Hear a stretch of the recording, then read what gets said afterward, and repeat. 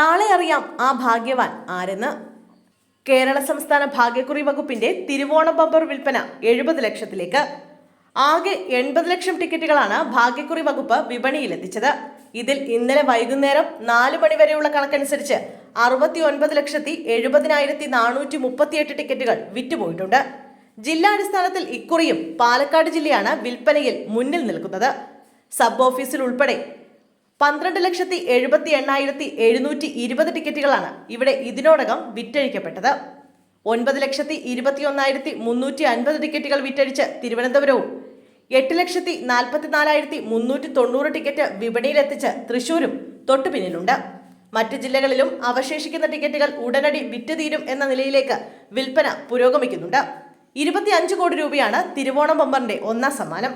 1 കോടി രൂപ വീതം 20 പേർക്ക് രണ്ടാം സമ്മാനവും 50 ലക്ഷം രൂപ മൂന്നാം സമ്മാനവും യഥാക്രമം 5 ലക്ഷവും 2 ലക്ഷവും 4ഉം 5ഉം സമ്മാനങ്ങളും 500 രൂപ എന്നിങ്ങനെയാണ് തിരുവോണം ബമ്പറിന്റെ സമ്മാന തുക.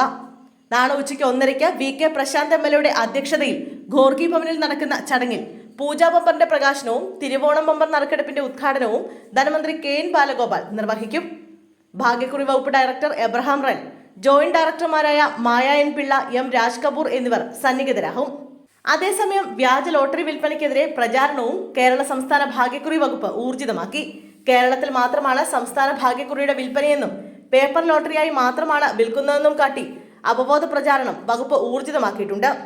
ഹിന്ദിക്കൊപ്പം തമിഴ്, കന്നഡ, തെലുങ്ക് ഭാഷയിലും വ്യാജ ലോട്ടറിക്കെതിരെയുള്ള അവബോധ പ്രചരണവുമായാണ് വകുപ്പ് മുന്നോട്ടു പോകുന്നത്.